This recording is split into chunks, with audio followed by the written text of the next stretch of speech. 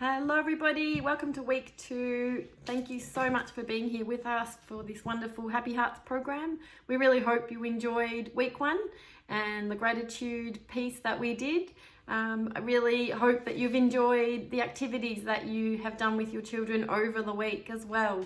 So before we get into the content for week 2, which is all around the love languages, just wanted to reiterate the importance of the content shared in the videos at the start of each week, because it really helps build the framework and a depth of understanding around why these particulars firstly have been chosen, and they really help you understand why we've chosen the activities and the things that we've set each week with regards to each pillar.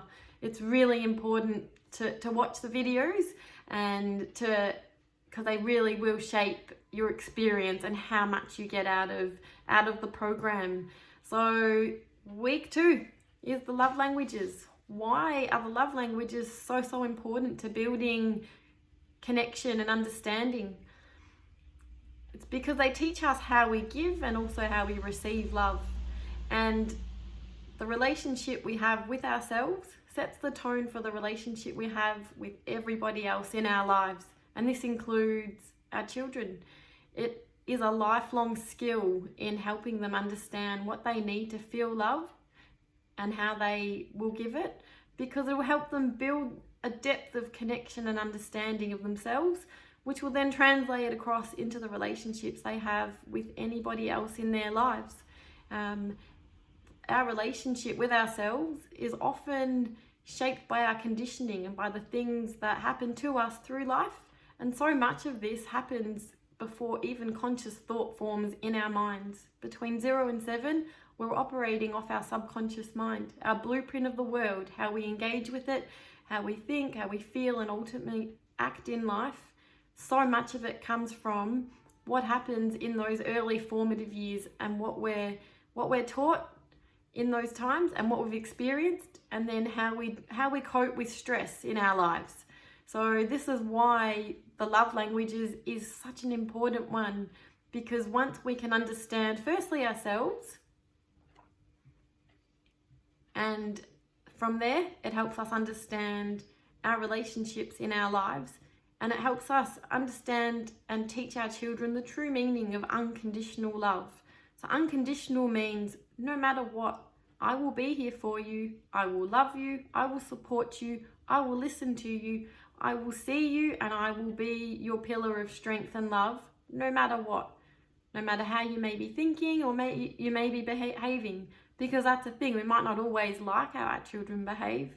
And it's often these times that we are tested to our own points of how much can I handle in my child's behavior, to show them no matter what, I love you and I am here. And this all comes back to these love languages and understanding why they are so important. So the 3 universal human needs are to love, to be loved, and to belong. So once we have those in life, then it really sets us up for having a real sense of self-love and self-worth. But this has to come from inside of ourselves. There's nothing about unconditional love that comes from outside, nothing external or physical. It's all to do with that internal world that we create for ourselves. And this is why it's so important that we shape that for our children by giving them that strength of connection and love from us, and then teaching them how to do that for the relationships in their lives. Because the way that we love ourselves teaches the people in our lives to also love us as well. So it's very hard to expect anyone to know how to love you if you don't know how to love yourself. So this is why the love languages are so very important. Children, as we know, develop very differently, different physical, emotional, and cognitive levels. So the way that they learn the love languages is the way we teach them.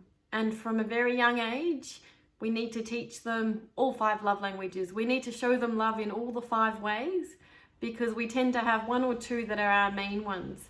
But children need the way that we show them love in all 5 ways teaches them firstly that we love them and we're showing them in all the ways, but it helps them experience and understand as they grow older what are their ways of giving and receiving love. And across a family, you have 4 people in a family that give love in very different ways, but also receive it in different ways. And it's often communication and connection breakdowns that happen in our relationships in life come from maybe not receiving love in the way that we need it, or we give love in a way that the other person does not receive it to feel loved and appreciated. And it's with that these feelings of frustration or inadequacy or not being appreciated, that's where they come from a breakdown in these love languages and our understanding of what they should look and feel like according to us and the people in our lives that we love. So as I've mentioned, there are 5 love languages and we'll go through each of them. So if you need to, just grab a piece of paper and jot down as I talk. Maybe have a think about, if you're not aware of your own love languages, what your main 2 might be. And as we talk, have a think about the children in your life and how it is that they might already be showing that they love you and what they might need to feel loved. So firstly is physical contact. That's that need for physical closeness, hugs, cuddles, kisses, wrestling. This is the one that shows them that you love them. And for young children, most children, this one's a really big one and an easy one for us to show love, especially in those non-verbal times before children speak. It's often how we show our children that we love them. But not all children receive love in this way, and for different reasons that some of you might have found. Some kids don't like to be hugged and don't like to be cuddled. So just having that awareness of how that might make you feel inside as well when your child pushes you away. Because often when we're being triggered, so when things are affecting us in a way where we feel rejected by our children, it often has to do with our own experiences in life, our own conditioning, our own things that we maybe are not aware of, or we're aware of but don't really understand why we might be getting upset in those situations. I do truly believe our children are our mirrors in life, so they teach us so much. They teach us how to love those parts of ourselves that we may not love. I think that's one of their most beautiful golden rules of why they come into our lives. So that physical contact, sitting on your lap and reading a book, sitting next to you and doing some drawing. So that physical contact, a really beautiful and important one. So that's the first one. The second love language is quality time. So that one-on-one time, that really mindful, present, I'm here, I'm hearing you, I'm seeing you, I just want to understand you, I want to hear your stories, I want to do a drawing with you. That real beautiful time together is the second love language.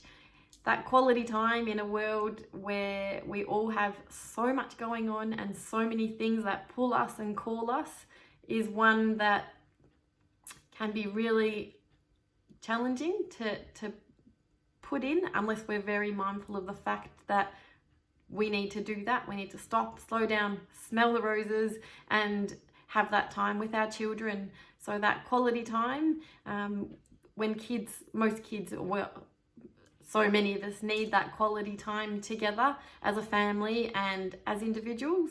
So sharing that time together, looking in each other's eyes, doing activities, washing the car. It's often not even big things that have to happen for quality time to occur. It's just that really being present together and enjoying each other's time. The third one is words of affirmation. So these are the compliments. These are the I love yous. These are the ways of showing love through words.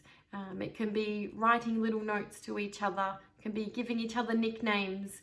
It can be all the things that we say to our children, not just when they achieve things, but praising their efforts. These are the kids that really need to hear it to really feel that love and connection.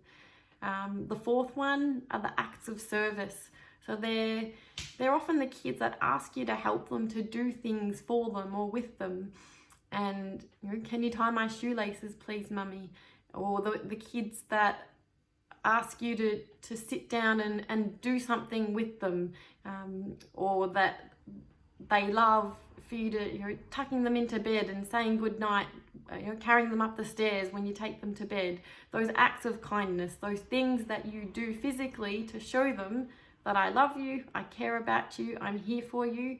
And often these are the kids that love to come and play with your hair and love to, you know, pick flowers from the garden and give them to you. They're those beautiful little acts. And often if we're not present and aware of what they're showing us, that we can even just miss that that's what it is that they're doing, and that's their way of connecting to us and showing us, I love you, mummy, and this is how I'm going to show you, or daddy.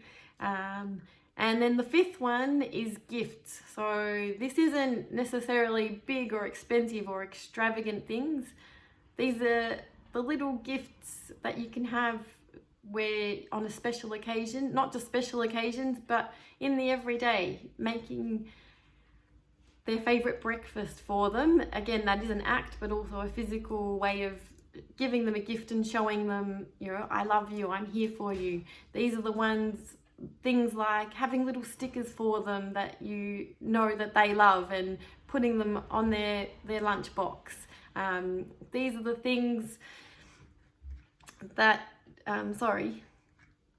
you're giving them a gift or a book, making a special song together, having special wrapping paper and all the trinkets and things that you can put to make something feel really special. So it could be just something as simple as finding a rock in nature that's a love heart shape and giving that to your child. And they're often children that love gifts, and this is not the way that they respond to receiving a gift is very different to a child that demands and wants something. These are the kids that really treasure just even the smallest things that we give them and really appreciate and value them. So they are the 5 love languages. I hope that as I've spoken, things might be becoming more apparent as you think about your own love languages and the way that you love to receive love, and then the way that you show it to the people that you have in your lives. Something I did want to talk about before we finish up around the love languages, and there's a concept called the love bucket. So that love bucket is that place inside of ourselves. It's that place, it's an imaginary place in our heart, and it's a bucket shape. And the love bucket is where we give love from to the people in our lives. But in order to be able to share and give that love out, it's important that we put the things that we need for us in our lives to make us feel happy, calm, grounded, loved. That real sense of self-love comes from the things that we do on a daily basis to fill our buckets so that we then have the love to give out. And being a parent and giving love unconditionally out to the children in our lives and the people, but in particular the children in our lives, we have to make sure our buckets are full, because when we're constantly giving out, it's very hard to give from an empty bucket. And it's often when we're tired and we're stressed and we're busy that it can be really hard to focus on something as simple as these little moments in time that our children remind us to stop and remember what it is, firstly, to be a child, to connect into ourselves and in with them. And that love bucket needs to be full. That's my biggest rule in life. I have to make sure that I have the love that I need so I can give back to all the people in my life, and especially to my 2 beautiful girls. So be kind to you. I hope you have a beautiful week. I will post up the questions around the love languages for you on the platform. But this week is all about love. So being really mindful and aware of what your love languages are, what your children's are, what your partners are, and really looking at as a family dynamic how everybody gives and receives love, and making sure that that's something that we're constantly thinking about and implementing and doing every single day, like the gratitude, showing love and receiving love. Absolutely one of the most fundamental parts of forming strong, lifelong connection to ourselves and to the important people in our lives. So thank you so very much for listening. I hope you found value from the content, as I said at the start of the video. Enjoy your week, and if you have any problems, any questions, any feedback, please email me, and I look forward to seeing all of you next week as we move on to week 3. Love and light from me. Bye.